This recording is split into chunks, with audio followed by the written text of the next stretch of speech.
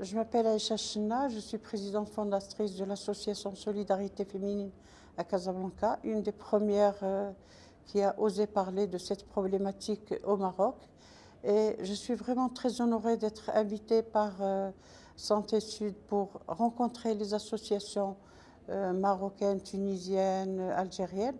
Ça me donne de l'espoir dans le sens où nous sommes en train de mettre nos expériences ensemble, nos efforts, parler de ce que nous avons vécu, de ce que nous voulons vivre par la suite, pour qu'il y ait une vraie amélioration, pour qu'une mère célibataire puisse lever la tête, puisse garder son enfant, puisse s'intégrer dans la société et puisse interpeller, parce que pour nous, et ça c'est 30 ans d'expérience de solidarité féminine,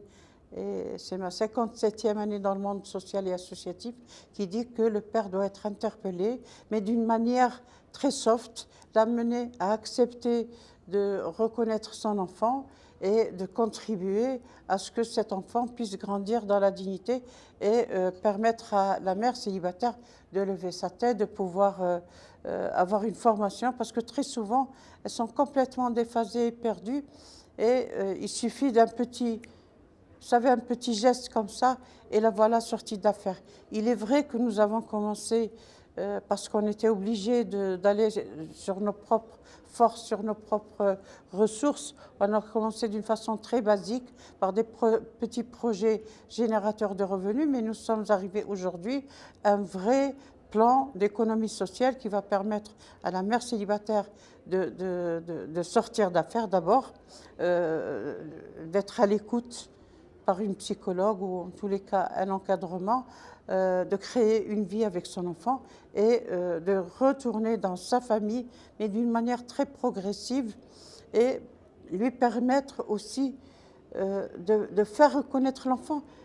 autant que possible sans passer par les tribunaux. Ça, c'est l'expérience de 30 ans qui vous parle, parce qu'un enfant qui est reconnu par le papa d'une façon soft, douce, ça se passera très bien, il n'y aura pas de rejet. Tandis que quand on fait intervenir le tribunal, on risque de tomber sur un juge très dur qui va mettre en pratique les vraies lois qui concernent la mère célibataire, c'est-à-dire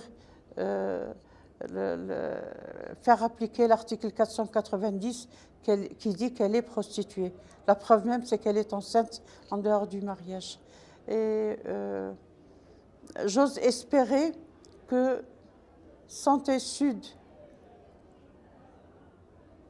puisse avoir la possibilité de continuer ce merveilleux travail, parce que ça serait dommage de ne pas aller jusqu'au bout, alors que nous sommes sur une très bonne, nous sommes partis sur une base en tous les cas, et si on peut mettre nos efforts ensemble, peut-être qu'on va évoluer plus pour changer les lois, pour mettre en application des cours d'éducation sexuelle, et ça j'insiste, je l'ai dit et je l'ai redit plusieurs fois, pour qu'il n'y ait pas d'exclusion, qu'il y ait des lieux de passage où la maman peut être écoutée, peut être suivie, peut être apaisée, et qu'elle puisse avoir la chance de garder son enfant, parce que quand elle devient mère célibataire, elle est complètement perdue, déphasée, et ce n'est pas les réseaux qui manquent pour lui faire prendre son enfant et le vendre. Malheureusement, ça existe, les réseaux de vente de bébés, alors que la meilleure place d'un enfant est auprès de sa maman biologique. Évidemment, ça ne sera jamais le cas 100%, mais pas de vente de bébé, au moins une adoption, enfin une kafala, une vraie kafala chez sa maman adoptrice. Ça, c'est ma vision des choses, et j'ai été encore plus convaincue depuis ces 2 jours ici à Tunis qu'il y a encore des choses à faire, que nous devons nous améliorer. On n'est pas encore au bout de notre expérience, et j'ai beaucoup appris. J'ai beaucoup appris. J'ai entendu une opinion religieuse, des opinions juridiques, des opinions psychologiques,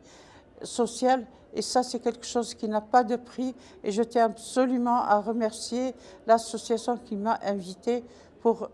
assister ces 2 jours, qui m'ont donné, si vous voulez, le courage de continuer, de reprendre le flambeau et de le passer aux autres. Voilà.